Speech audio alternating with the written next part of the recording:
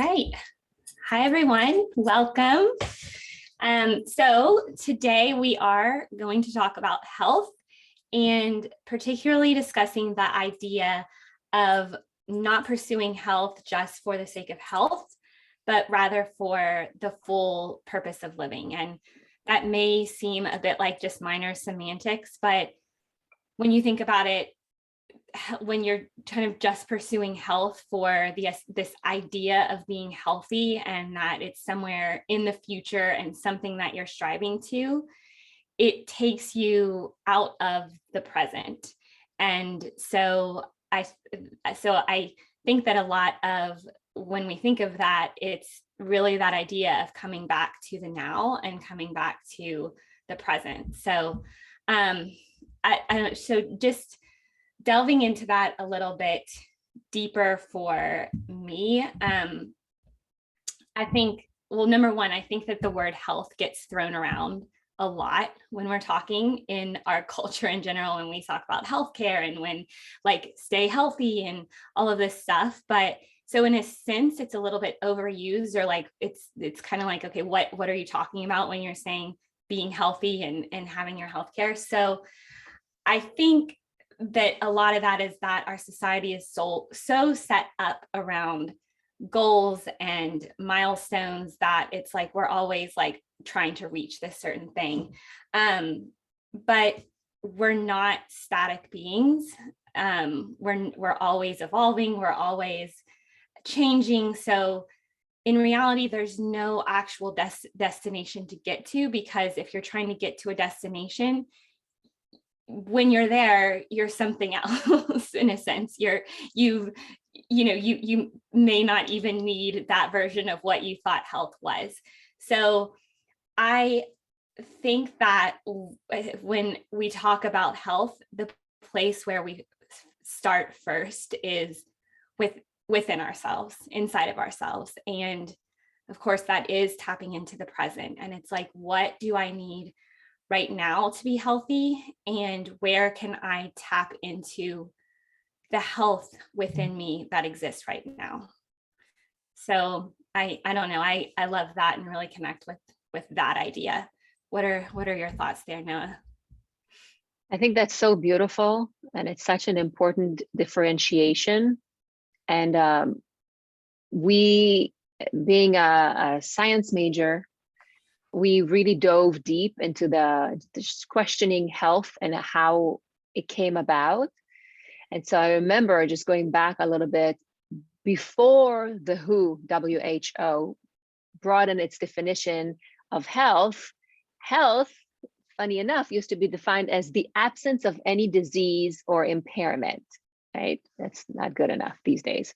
Later in 1947, it updated the definition, and it called it the state of complete physical, mental, and social well-being. So not just the absence of disease or alignment. That update led to an emphasis of health promotion, minimizing disadvantages and just promoting health overall. And years later, after the WHO proposed their definition of health, a French-American microbiologist by the name René Dubon, he came out with a broader definition of health, and he published a book in 1968. And that book was called So Human and Animal, How We Are Shaped by Surroundings and Events. And that helped another definition of health, as the quality of life involving social, emotional, mental, spiritual, and biological fitness on the part of the individual that then resulted from the adaptations to the environment.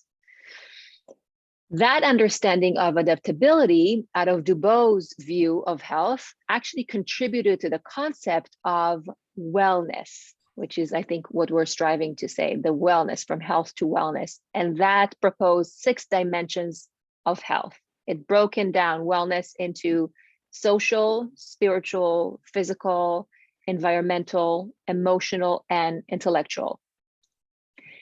Later on, occupational was also added as a 7th dimension. But that has brought about, if you've ever learned, if you ever had health education in college, you probably, or psychology, you probably learned about Maslow's.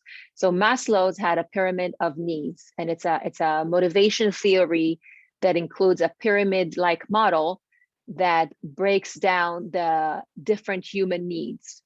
It had physiological needs, safety, love and belonging, self-esteem, and self-actualization being the highest one. That said, and now that we have gone through the history of health definition, I do support the later definition being wellness. Wellness, have us have more wellness where we achieve the highest level of optimal living in all the areas that we mentioned of our lives, and the utmost possible health outcome in each dimension of wellness. Yeah, absolutely. Well, and within those dimensions, I think we're starting, because you do hear a lot more of like mental health, and which is important, but I still feel like a lot of times there's this separateness of like that your mental health doesn't correspond with your physical health and your spiritual health. And that's where I think it's so beautiful that we're beginning to recognize that there's all these different facets of health. However, they are so interdependent on each other. And it's this full picture of, yes, of health, and like having all of those aspects, being to their fullness. So yeah, but that's so great that WHO was able to come and broaden the definition. However, when we're looking at kind of our modern healthcare, I still think we look at it from when we're talking about doctors and how it's like the lens of absence of disease. Well, you don't have a disease, so you're healthy. So, but yeah, so there's like a long way to go, but yet it's like we're getting there. And I remember hearing Dr. Andrew Weil, talk about the definition of health too. And it's like that, it's that same thing, but I loved how he just explained. He was like, it's like this internal springiness. It's like you're going to be hit with all of these different things, like physical or emotional or mental. How well can you bounce back from all of those hits that are going to constantly come at you? So it's keeping yourself in that state of wellness, like you were saying, that I think is so important. So yeah. Even recently, my sister had me look at her labs, and she wasn't feeling amazing, and yet her labs showed, I mean, if you look at it from like a quick look, you'll see like, no, you're within the normal range. And yet she's feeling X, Y, Z. Diving deeper, I was like, well, the lab mark is you are within the normal range, but you are actually closer to the lower range. And that was a game changer for her. We realized that her ferritin, her iron level was way too low. That made her feel super lethargic. And that has led to, she must be perimenopausal and other things that if you were just looking at what that particular lab, because we know that the numbers of lab change from lab to lab, that particular lab defined as normal, that normal was not good enough for her to thrive, for her sense of wellness. Yeah. So true. Well, and that I think taps so much too on the idea of like your intuition and you knowing. It's like, it is so wonderful that we have all of these tests now that we can run, and we can know like what are, certain vitamins and minerals, and even do heavy metal tests and stuff. So there's so much knowledge that we can get, which is wonderful. But your full capacity of health is not, it's going to, first, I guess, is everybody is individual. So one level number for someone might be, good. And like you were saying, not good enough for other people. But the other thing is that like, it's not a full picture. There's still, so it's like, if there's something that feels off for you, like tap that into, it's off. Yes. Yes. Listen to your intuition. Yes. Absolutely. Yeah. And that's one thing I think when I look back at like my evolution, I guess, with health, I think it was I know it was all external before. It was like, to me, like exercise and eating, it was all to like look in, very like how I look physically. And as I've gotten older, like for me, being healthy is knowing how I feel, in a sense. Like that's where I start first. Like if I am not feeling off, if I'm feeling like I'm just constantly low energy, then I need to deal with that. It's not necessarily about, well, I can fit into my jeans, so all is good, or I can't fit, or maybe I can't, we change, like, but Yeah. it's not about that. It's like tapping in to, your intuition and what you need moment to moment. So that's one thing I think, like, and especially when it comes to eating, like, I just feel like one thing I'm very proud of myself is that I'm much more of an intuitive eater. I can find that out, like, okay, my body's craving meat. I don't do a lot of meat, but I feel like sometimes I need meat. My body craves it. Yeah. I love that. And it's going back to that labels that we talked about in, I think it was a previous episode, of just how do we remove those labels. If you're craving meat, just find the highest quality meat that you can and eat it. You don't have to go against, oh my God, but you said you're a vegan, so why are you eating meat? No, none of that. We're going through, you said so beautifully, we're going through seasons. So cater your appetite and your dietary needs to that season. It's like right now we're during, the fall season. We're meant to slow down a little bit, which I'm having a really hard time with, because I'm not a slow down type of person. I'm a Leo. I need the sun. I need to go, go, go, go, go. But what you said really resonates with me, because I and we both, funny enough, both Brooke and I are yoga instructors, certified yoga instructors. So we both into moving our bodies. And I remember as growing up doing professional ballet for like 3-4 hours a day, I just danced. I never thought about it as toning my body or looking a certain way. I just loved feeling really strong, and I loved dancing more than anything. But nowadays, being a mother, it's about practicality, it's about efficiency, and it's about priority. So starting, I think, a year ago, when our littlest one became a bit older, like older enough for me to not need to be in the actual same room with her, but somewhere around the house, I started making myself a priority. I actually started putting myself on that list that I used to do daily. And it feels amazing. I learned that if I don't think of my own physical and mental well-being, this house of cards that I built will fall apart. And so the workouts that I tried catered to that season, right? I felt like I wanted to do some boxing. So I did boxing last year, but then I noticed that my adrenals and my cortisol were pushed to the limit. So I changed that. And now I do kind of like functional training. Whatever I come across that I love, I do. And that's when my clients ask, what is the best workout? I said, the workout you'll enjoy doing, because this one, you're going to stick to it. So it is individual, and you should fit what you love. There's so many workouts out there. Whatever you're looking to accomplish, it's doable, it's accessible. You just have to really put yourself back on that list that you're creating for everyone else. And as far as intuitive eating concerns, I think the fact that you have come to that conclusion says a lot about your ability as an individual to really listen to your body. However, some people actually, by the turn of the 21st century, researchers started to look at compulsive eating behavior in a new way. And there were more and more studies done about the negative neurological effect of processed foods. And so in 2009, Yale University came out with something that's called like a food addiction scale. And that food addiction scale measures how addicted an individual is to flour and sugar. And they found that 19.9% of the general population has food addiction issue.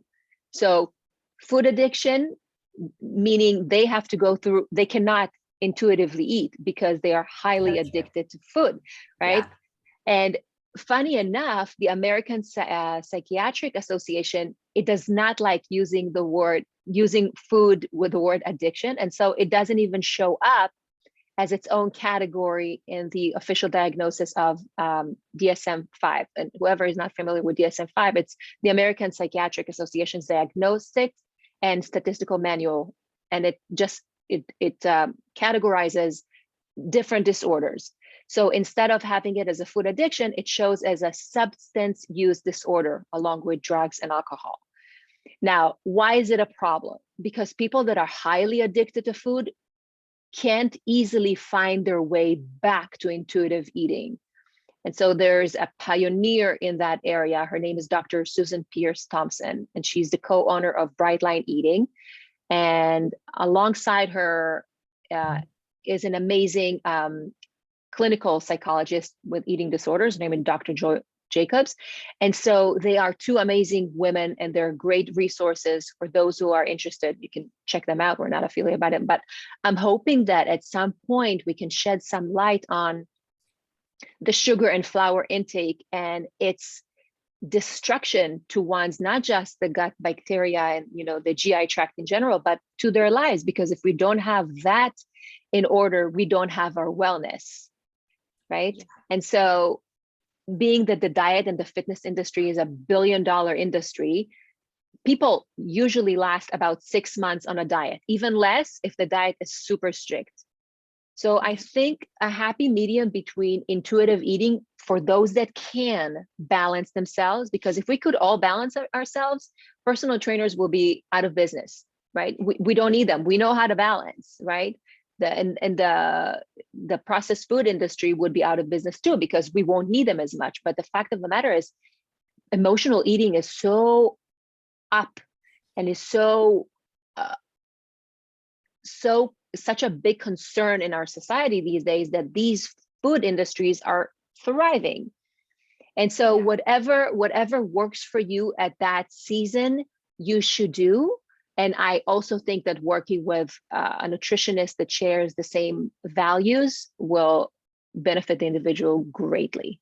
Yeah, absolutely. Well, and I think that also speaks to how powerful health coaching can be, because yes, one, like, it's like a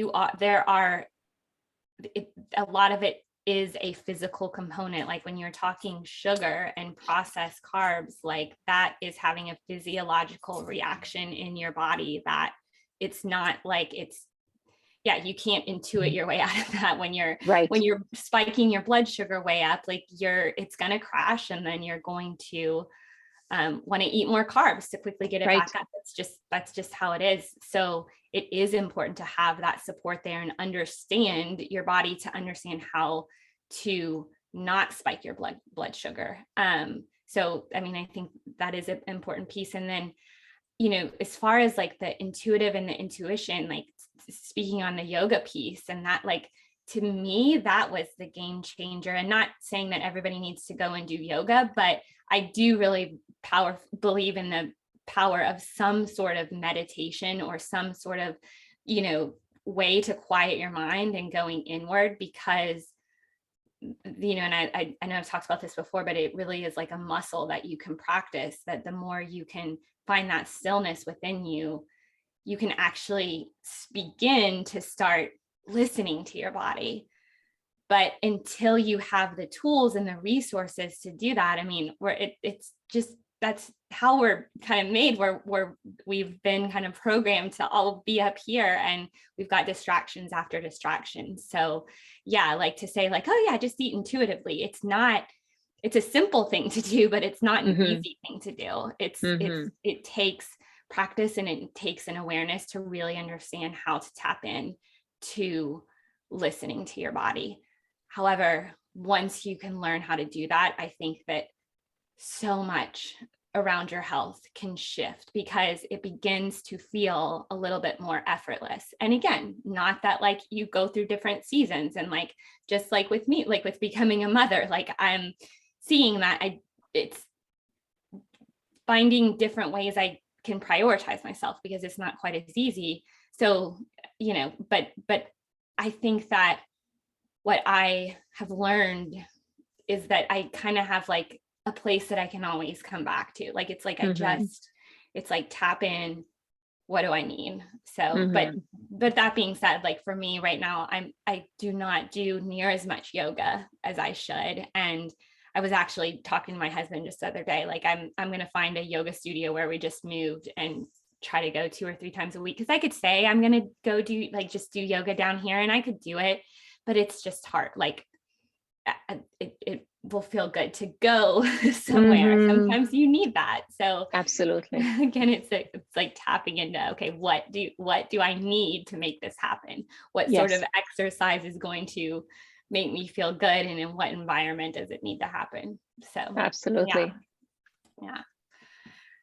I think the other piece that, like, when I think of like health and, you know, pursuing health and, you know, what it actually means, like on a deeper level, I think about biohacking, because biohacking is like, it's really popular. You know, you've got Dave Asprey and all the biohackers. And I think so much of that stuff is really cool in a sense.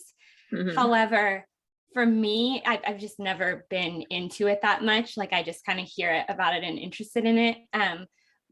But I think that, like, it is awesome that you can like do all these things, and you have all these tracker things that you can wear and do. But the risk there is having it pull you away from your health, because then all of a sudden it comes down to like the numbers, you know, and like it again pulls you a little bit away from your intuition. And it's like, well, what did my numbers say? What are my numbers there? And yeah, for me personally, I've never been a big tracker person. I've never owned a Fitbit or an Apple Watch or anything like that. So what are your kind of thoughts there on the whole biohacking thing and tracking? So I personally love the quote by Christian Lang, and that quote goes, "Technology is a useful servant, but a dangerous master." And so I think that just like anything in life, if you take it to the extreme and only, like you say, rely on the numbers to give you that immediate data feedback, then exactly like you said, you no longer utilize that innate brilliance within you to guide you forward. At the same token, I do believe that technology is neither evil nor good, but rather a sign of progression. And that's okay with me, as long as I'm not enslaved by it and I continue to put boundaries, like we talked about in previous episode, within and around it. I don't think we can stop progress, nor do we want to stop progress, but we need to be conscientious about how we are using it. So, for example, I got the Aura ring from my husband, and he's all about longevity, and we own a gym, and he's a personal trainer, and so he's about data, especially when it comes to longevity. So I got the Aura ring for him because after doing a lot of research, I realized that it emits the least amount of EMF, electric and magnetic fields, which are invisible areas of energy. Sometimes it refers to as radiation. So anyways, I got him the Aura ring, and he absolutely loves it. Like, before he even says good morning, he puts his ring on his phone and waits for his numbers to let him know how he slept, right? Or to give him that feedback of, yes, you slept great, or no, I didn't sleep good enough, and what could I do to better my sleep in today or tonight. Yeah. And so he loves it. For me, I didn't want to wear anything. I never owned a Fitbit either, because we'll talk about it later, because of some radiation issues. But I found myself for the last few weeks, even though I work out regularly, I eat very well, super clean, but I found myself metabolically stuck for a few weeks. I would say like even a month, just stuck on the same last 10 pounds that I wanted to lose prior to the baby, the baby weight that I needed to lose. And so I knew that I'm on point with everything else. It was a head scratcher for me. So then I realized that metabolism and metabolism efficacy can play a really big role in that. And I came across this device And that device is supposed to measure your CO2 in your breath. So you basically, your inhale and you exhale, and which is good thing for me. You start your day with a great breath work. Mhm. And it basically says that the higher your CO2 concentration is, the more you are burning carbs for fuel. Now, it doesn't promote it doesn't promote a certain diet. It just tells you you're basically you want to burn fat when you're asleep, because that's when you're fasting. And then it lets you know if you need to fuel before a workout according to that workout or not. So I'm still trying to figure it out, but in general, I do love how technology that used to be only available at big clinics for a very high price is now available for everyone for a fraction of the price. So I'll keep Yeah. you posted how it pans out. Yeah, I know. I want to hear about this device. Yeah. And didn't you say too, I remember you telling me like with your husband that when he wore the Aura ring and like it kind of gave him a heads up of him being not Yes. sick, which is really cool. Like, or he could tell like, okay, my body's fighting off something, like and yeah, it's kind of like it notifies you before you even know that like something's going on. So Yes, which that, is amazing. yeah, it is. So that, yeah, it can be such useful tools. And that if there was ever one that I am a little intrigued by the Aura ring, and I may have to get that, especially for the sleep data, because that is like, I always want, like, I always like, some some mornings I feel more rested and sometimes I don't. So it'd be nice to kind of know like, oh, yep, I That's did why. not rest as well. Yeah, it made sense. And then also like, it makes it a little bit more concrete to where like, you can even go back and be like, okay, what did I do that night? Or what was I eating that day? Because that's a whole other thing. It's like that, you're preparing your body for rest well before we rested, which we'll have to do a whole episode on that because there's so much there. But yeah, but that the Aura ring is the only one I think I would do because of the EMF thing, because that's what's so important to me. And yeah, I don't know if, and you kind of explained what they are, but I think there's much more awareness around them than there was a few years ago, but I still think that it's like not to where it needs to be, of like, when you've got all of these devices and technology and our phones and wireless everywhere, right?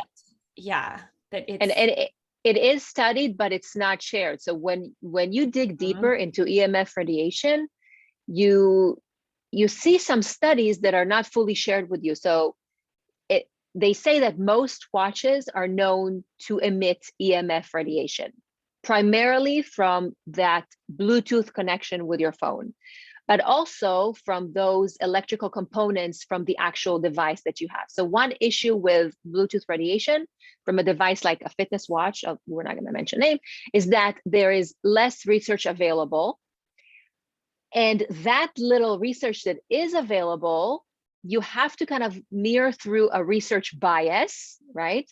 Because most of those studies are funded by mobile phone and Bluetooth device manufacturers. So you gotta have to weed through what are they willing to share, what they are holding back, and just to realize that it's new, right? It's relatively new. So you're not gonna see long-term studies on that, but you can see immediate feedback. But most, but not all Bluetooth devices have EMF radiation emissions, slightly less than the government regulation standard of SAR, which is specific absorption rate levels. But some research does tell you nowadays that these levels are far from what is actually safe for your body to absorb. And so many researchers claim that this low frequency non-ionizing radiation is not harmful, but it has been known to potentially cause all kinds of symptoms. Some health issues can be sleep disorders, we just talked about it, moodiness, headaches, skin irritation, a sense of foggy brain, and nausea. So this is why personally in our household, we put EMF blockers on every single device in the house. So we have the glasses, but that is not so much an EMF. This is It's helpful actually, and it depends which glass you're putting, because I study online, I spend many, many, many hours in front of the computer, and some clients are on Zoom. So I had to go through different pairs of glasses to find the ones that don't give me headache, because that stimulation started giving me headache. I felt so lethargic. Our kids, when they have their Chromebooks at school, I send them with kids glasses, and Brooke and I may do like a whole attachment of resources that we like using. So they have their own glasses. We have a little sticker. EMF blocker is a sticker on the TV, on every computer in the house. We make sure that we don't sleep where the computer room is. And so I may work in this, low frequency radiation, but no one sleeps in here. And also those earbuds that I do have stickers around them that are supposed to block, or at least really, really minimize any EMF radiation. So everything that has to do with it. And I noticed with our kids, like that zombie-like feeling after they spent a few, 20 minutes or 30 minutes in front of the computer has gone. And they don't get that fatigue in their eyes. Sometimes they come back from school, and because they use Chromebooks, and I can't have, I don't have any authority to rule that out. But when they do, like I said, progress is not a bad thing. It's just a matter of how are you coping with it, and what do you do to minimize its negative effects. So that's what we do. Yeah. I'm like, for me, and that's good. You have the stickers that, once I heard about the AirPods thing, I was like, whoa, not for me. Because a lot of the studies are showing too, like they actually like create like between the two, like, so it's literally going between your brain that you're that's why a lot of people use just one. Use just one. I can that makes sense. It would minimize it a lot. For me, one of the big things that I've been in this current house for just a couple months, but it was shortly after I moved in that I realized that we have a cell tower right by our house. And I mean, I will admit I freaked out because there's just they're rolling out 5G everywhere. There's very, very little data regarding the safety of 5G. And there's actually a huge petition online with a lot of scientists and doctors that have petitioned like this should not be rolled out in the way that it has, but it has. And so I got something because I was like, I short of putting a Faraday cage, which a Faraday cage will block any single signal, which of course then means you can't use your cell phone at all. So obviously that would be the safest thing ever. But I was like, okay, there's nowhere to put a sticker. I can't put a sticker on the tower. Or on the roof. I don't think that's going to work. So I really did. I was like, why did we buy this house? I don't know. And it's like the most perfect house in every other way. But anyways, I did some research, and I have this thing called the infinity block, and Dave Asprey actually recommends it. And Luke Story is another podcaster that I listen to, and he had the founder on. And, in some ways it was a little bit out there because there are people who are in the EMF thing that are like, you can't harmonize because what this block is supposed to do, it doesn't block the signals, but it harmonizes them in the way that and the founder was he was a VP of T-Mobile, and then he his wife is like an energy healer, and very much in kind of the holistic modalities and stuff. So he was like burnt out and unhappy with in the corporate world, like a lot of people get, and so went and started this company as after kind of learning kind of her techniques and really getting into yoga and meditation and that sort of thing. So it's a cool story, but the way he explains it is like it's taking like your fist, somebody takes it and punches you, that's going to hurt, but the same fist could come right here and like start massaging your face. He kind of explains that that's what this is doing. It's like they're still coming in, but it's like harmonizing the waves, and so they're becoming not harmful to you. And I have to say, like, because one thing that it will respond to is like plants don't, there's no placebo effect for plants, right? They're going to respond to like Right. increased energy. And I, I have a lot of light, so I will give it that, but I had a lot of light in my old house too. And my plants are doing so well in this house with that infinity block. So I'm like, plus I put my feet in it when I was meditating one day, like, and I was doing like a laying down kind of more sleep type meditation. And my feet were so tingly, like in a good way. Like it was like, okay, there, yeah, there's Wow. something there. So it gives me peace of mind. Yeah. And so yeah, I'm happy to have that here. But yeah, but I think that like going back to like the whole idea of like just health and what it is, like that is like EMFs are a piece of that, where it's like 15, 20 years ago, we barely had to worry about this. I mean, Right. yes, there was always some from like plugging in from a wall, like but like now with all this wireless stuff, it's everywhere. Like EMFs are everywhere. We have glyphosate everywhere. I mean, it's like there are toxins everywhere. Right. And yeah, go ahead. And our job is not to freak out, Exactly. because progress is progress. There's going to be yin and yang in the world. That's just how the world is comprised of. And our job is to get knowledgeable and to protect ourselves in the way that we think is suitable, without instilling fear in our kids or our family lives, without that negative energy around us and in us. Yeah, exactly. And that's where too, it's like the intention goes a long way. The intention of just educating, it's not to like become in fear of all this stuff. It's awareness is power. And once you know things, like you can begin to take steps to mitigate certain things. And, you know, in reality, it's like going back to that definition of Andrew Weil, and like the, you know, health is being able to take all the hits that are coming at you. In a lot of ways, we have a lot more hits coming at us these days. You know, there's a lot. So it's that importance of like doing all you can to make yourself as resilient as possible. So yeah. And Absolutely. And health starts from within. So what you're doing and how you're working with yourself consciously, subconsciously, mentally, physically. We just talked about how wellness embodies all of those elements. Like, work on yourself from within. Like, know your power, know your strength, know that your ancestry and what you have been through, what your parents have been through, what your parents' parents have been through, what your generations over generations, you have that inside of you. It's part of your DNA. And whatever your grandparents had to go through, whether it's, World War II, or for me, I come from Israel, so we've been through many, many wars, and I always carry that with me. Or my grandma being, through the desert in North Africa, to be able to put a family, to bring a family to a different country. All of that is inside of me.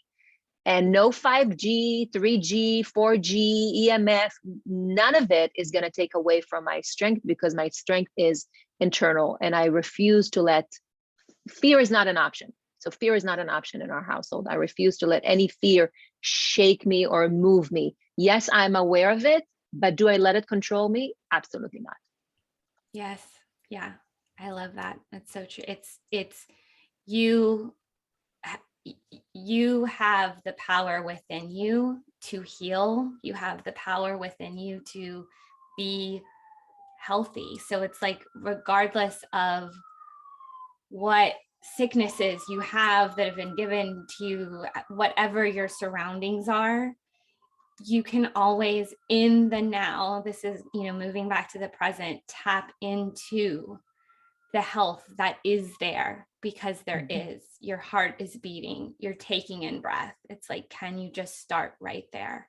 Start with the health intrinsic to you, and then it can move outward from there. And I think that, to me, that's such a more empowering way to look at health, rather than that fear-based, like you were saying. Very empowering. Beautiful, Brooke. Yes. Amen to that. Yeah.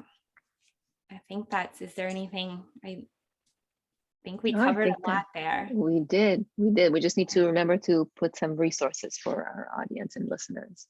Yeah, yeah, definitely. Yeah. All right. All right. See you guys next time. See you.